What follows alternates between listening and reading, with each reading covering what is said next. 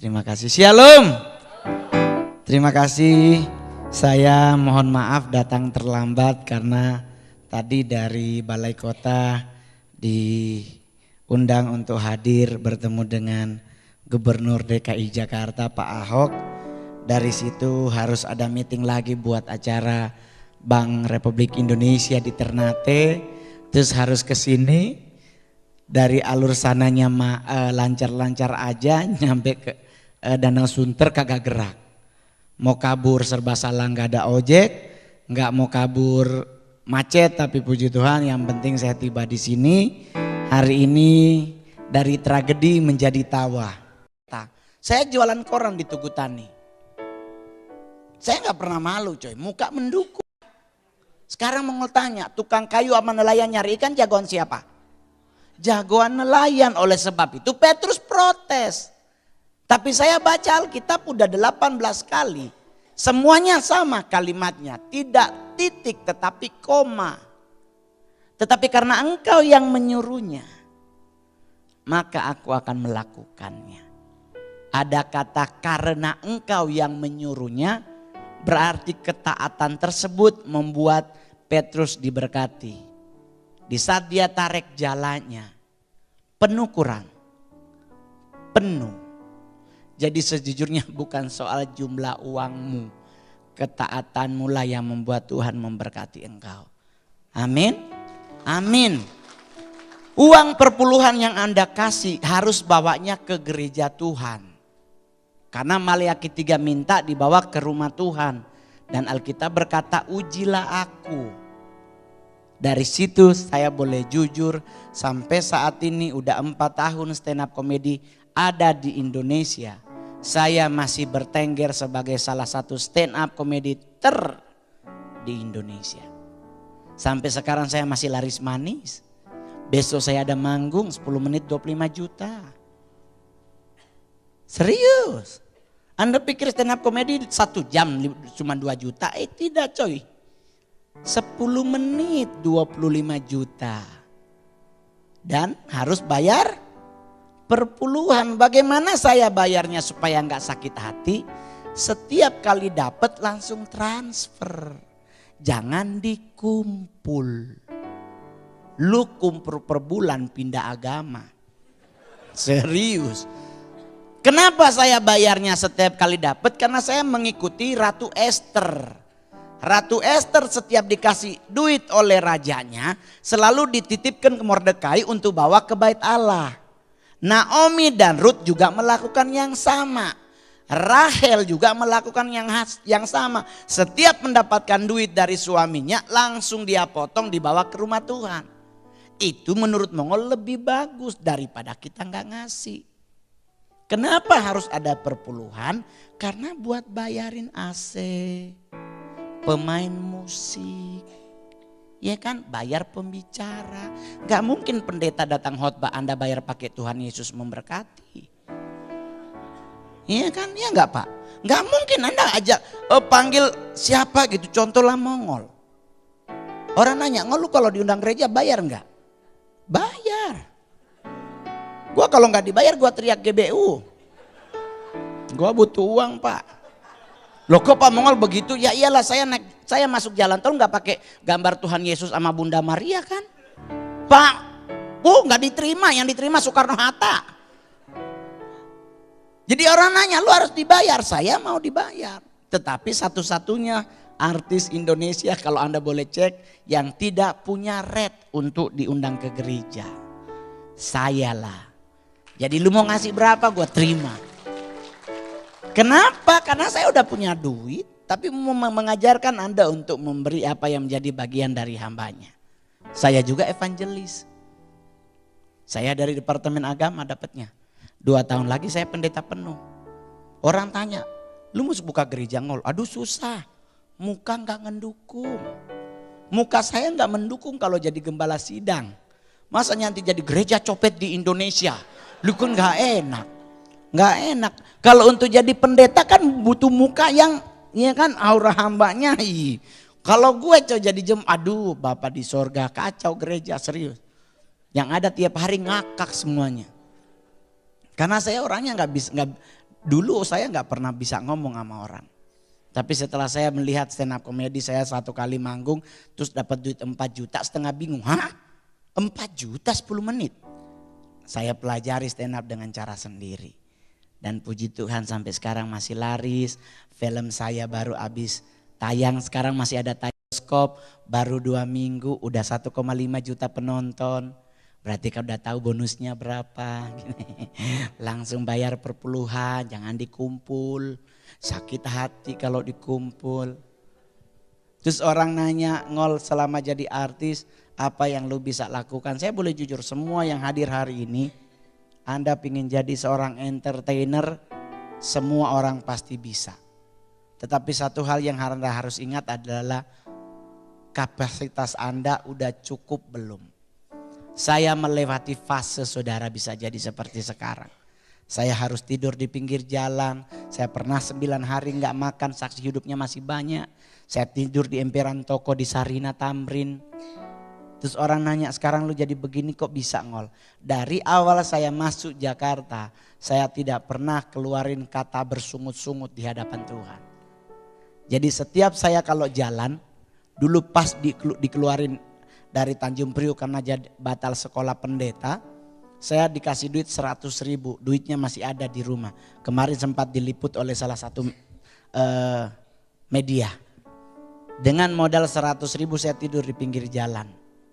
Terus orang nanya, kok lu gak pernah marah, Ngol? Kenapa harus marah, saudara? Di saat saya keluar dari Tanjung Priok, saya cuma 1 kalimat yang saya selalu bilang. Anda boleh cari di YouTube, kalimatnya tidak pernah berubah. Saya selalu bilang begini pakai bahasa Manado. Tuhan, mau kamana ngana bawa kita iko. Artinya Tuhan, mau kemanapun engkau bawa aku ikut. Otomatis saya menempatkan Tuhan sebagai gembala saya. Berarti kalau namanya gembala berdirinya di mana? Di depan apa belakang? Di depan.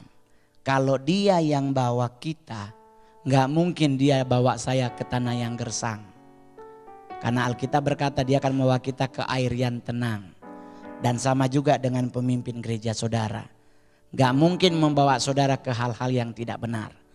Pasti dia akan membawa Anda ke tempat yang penuh dengan makanan indah. Jadi dukung pengembalaan di gereja sini saudara. Saya dari tragedi, orang bilang tragedi buat saya. Tetapi di saat saya menyadari semuanya, ini adalah proses buat saya. Komik 8 lagi tayang di TV, di bioskop sekarang. Yang belum sempat nonton jangan lupa tonton. Tapi ingat jangan dicontoh.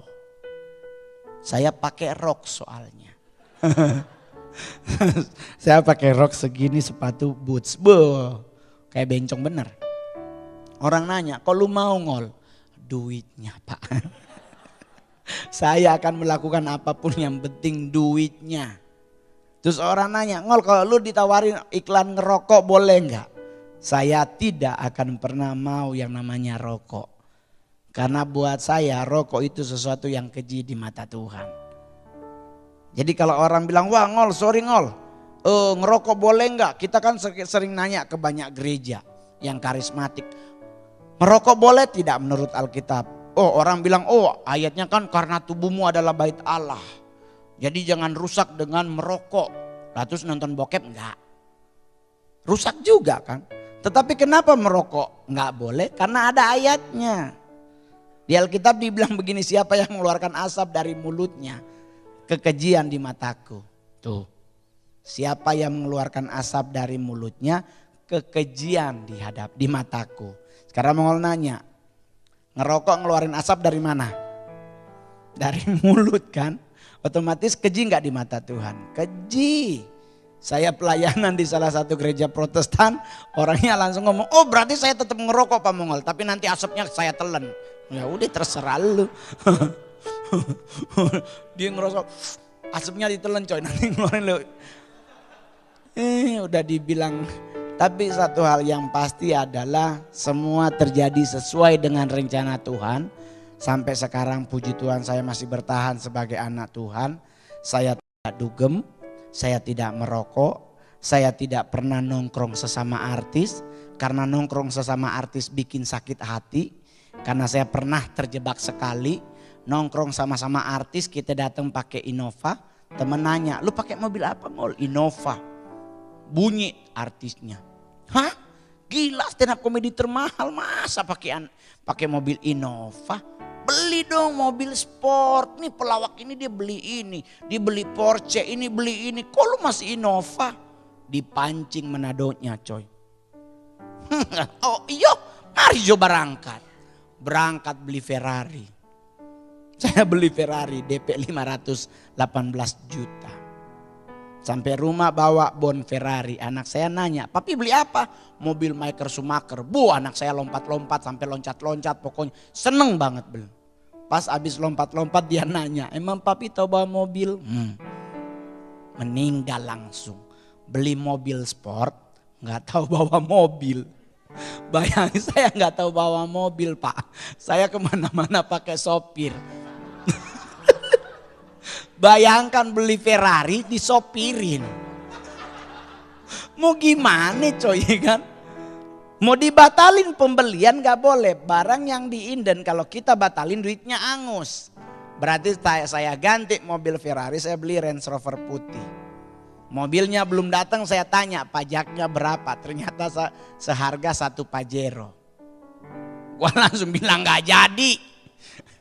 Gue batalin. Mobilnya datang masih 0 km saya jual. Akhirnya saya beli mobil yang lain. Dan saya mengumpulkan harta saya kumpulin gak dipakai buat yang negatif. Saya mending beli mobil, saya beli mobil total udah 26 mobil, semuanya saya sewain. Anda tahu saya taruhnya di mana? Di Manado. Kenapa di Manado? Karena kiri kanan jurang. Lu mau bawa lari kemana? Perbatasan 16 jam. Sewa mobil 10 jam. Lu belum nyampe kabur udah harus balik. Lu mau kabur ke kiri? Jurang. Ke kanan laut. Di perbatasan lagi rusuh. Jadi susah kabur. Iya kan? Dan saya taruhnya di Manado. Kenapa? Kedua karena Manado gengsi coy. Ya toh, masa omam so pakai konde naik motor. Kalau orang Manado bilang bukan pakai konde. Aduh masa oma so baholven harus naik motor, rusak oma pe rambu. Terpaksa sewa oto kalau bahasa Manado. Terus saya beli Mercy C200, saya beli sekali beli 6. Orang tanya buat apa Ngol? Di rental buat kawinan. Karena di Manado kalau orang kawin sekalipun rumah sorubu yang penting harus deng Mercy. Ini namanya Cinanya yang keluar coy. Iya kan? Santai coy. Enggak, karena orang Manado bilang begini, kalau orang mau kawin, sodeng baju kawin, kau naik oto Avanza kan, kursi Avanza kan suka keluar kan. Kan gak lucu baju pengantinnya keselip. Robek dong. Jadi mending sewa Mercy Jo. Plus di di buku tamu undangan kan ada foto pakai mobil mahal toh. Padahal cuma sewa 3 jam. Nah apa-apa. Saya punya Alphard 2. Nggak saya pakai, saya sewain. Kenapa? Karena otak bisnisnya lebih kencang. Lagian kalau saya pakai Alphard muka nggak mendukung. Saya dulu ulang tahun Pendeta Benita Timu di Grand Hyatt, bikinnya saya jadi MC-nya. Saya pakai Alphard datang ke Grand Hyatt coy. Anda tahu dibukain pintu kan kalau di hotel itu coy. Dibukain pintu, yang buka pintu langsung ngomong gantian sopir ya bang. Mobil gue, dikirain gue sopirnya. Ya apa-apa, yang penting artis. Ya, saya butuh 4 tahun baru diakui artis di Manado. Baru sekarang cuy orang Manado tahu kalau saya artis. Saya dulu sempat sakit hati. Saya sempat marah-marah. Saya punya papa rohani Pak Gilbert. Pak Gilbert Lumoin Doong. Jadi saya kalau ada apa-apa selalu ngomong sama beliau coy. Saya mau ke Manado, Bu. Kita nungguin koper, menunggu sekalian ada yang minta foto, sampai koper habis nggak ada yang minta foto. Kita sakit hati, gila ya, Gue ke Medan, orang Medan kayak orang gila minta foto. Kok ke Manado nggak ada? Saya nanya sama Pak Gilbert, tapi kok saya nggak ada yang minta foto ya? Pak Gilbert jawabnya keren loh. Mongol, inget ya nak, di Lukas 17 Yesus pun gak dikenal di kampungnya, apalagi elu. Oh iya. Ya juga, ya benar juga kan. Yesus gak dikenal di kampungnya, apalagi Mongol. Ya udahlah nggak apa-apa, yang penting sampai saat ini saya masih tetap jadi stand up comedy, masih tetap melayani kemanapun. Besok saya nanti hari Minggu melayani di gereja di YHS di Bali. Ada juga beberapa gereja, nanti ada gereja Katolik juga lagi mencari dana untuk pembangunan gedung gereja.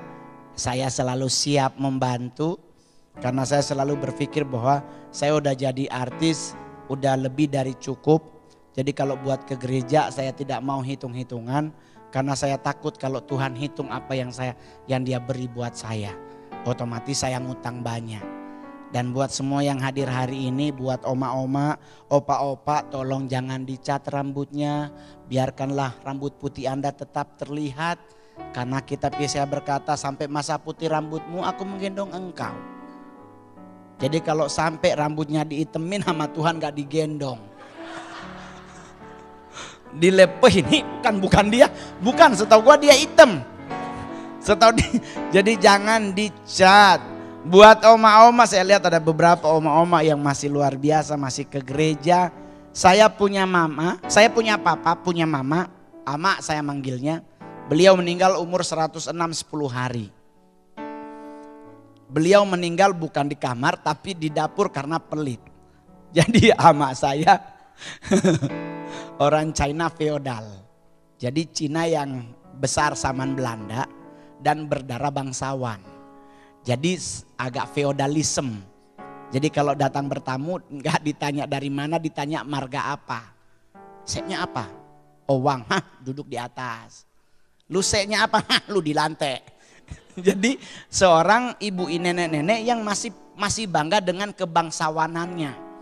Jadi dia ini saking bangga feodalisme. Jadi kalau beli bawang merah sekilo, dihitungnya di buku bukan sekilo, dihitung satuan. Jadi 1, 2, 3, 7, 8 ditulis di buku 78. Ntar besok masak suruh ambil 4, dikurangin 4. Jadi begitu bener emang bener pelit mak gue suruh. Dia kalau nyimpen duit coy, orang lain kan ditaruh ke sini, dia enggak, digantung di atas. Terus dia duduk di bawah, siapa yang berani nyolong. Emang bener mak. Aduh, jadi nenek saya meninggal karena dikagetin dengan kue ulang tahun. Jadi dia kaget, jatuh. Jadi 2 rusuk menusuk paru. Tapi sebelum dia meninggal saya nanya, Omah sampai umur 100, Amak kok bisa sampai 100, apa rahasianya? Kan kita pengen, saya jujur saya usia 38 tahun, sampai saat ini saya nggak punya lubang gigi. Saya mata masih aman. Ini pakai kacamata cuman buat gaya, karena kalau kita mata sipit nggak pakai kacamata, blitz nyala kita kedip. Nah, supaya nggak kedip pakein kaca, jadi dia mantul di santai. Yang kedua ini cuman gaya, karena saya mata nggak minus, yang minus otak saya. Jadi saya kacamatain.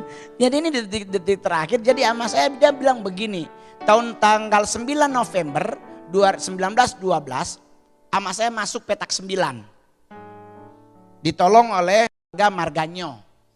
Jadi dia cerita dia dari China kabur dengan modal pakai sayur asin. Terus waktu itu Indonesia lagi perang. Dia lagi buang air besar, tahu-tahu bunyi bom sama tembak-tembakan. Dia nanya sama saya, Ama harus cebok apa lari? Ya kan? Ya, namanya kita anak sehat, kita bilang oh Ama harus cebok. Lu hempen lu. Dia bilang katanya saya hempen. Kalau lagi pelang lu gak usah cebok, lu lali aja. Lu cebok meninggal. Lah kan saya mikir kok kok lari. Emang gimana? Wih gue lali dengan perasaan berdosa. Berdosa di mana? Belum kelar. Jadi masih ada yang belum selesai jatuh. Terus dia bilang begini, rahasia hidup umur panjang cuma satu. Hidup ini Anda jalanin, jangan Anda pikirin. Jadi buat anak muda yang hadir hari ini, Anda belum punya pasangan, gak usah stres coy. Alkitab udah menjanjikan bahwa kita pasti ketemu tulang rusuk. Tapi ingat, nyarinya tulang rusuk, jangan tulang kaki. Ingat, laki dipasangin dengan perempuan, jangan laki sama laki. Gak ketemu, sama bentuknya soalnya. Jadi kalau orang nanya, mau nggak lu setuju nggak LGBT? Saya tidak setuju. Tetapi kita nggak bisa melarang. Karena itu udah alkitabiah, di akhir zaman nanti kan laki sama laki yang menikah. Nah kita gereja cuman waspada. Oleh sebab itu gereja lah yang harus mengingatkan ke anak muda untuk tidak sembarang bergaul. Jangan pernah percaya cowok six pack itu normal. Kadang-kadang cowok six pack ngeselin jalannya. Coba lu teriakin dari belakang, Cin, nengok dia siapa. Padahal kan cowok normal panggilannya nyet bukan Cin. Iya nyet, woi, kenapa bro? Ini Cin, siapa? Di MKG banyak tuh, coba aja pulang besok malam minggu kalau nggak percaya. Banyak orang udah nguji dari Lapiasa lagi nyebrang ke MKG 1 di jembatan teriakin Cin,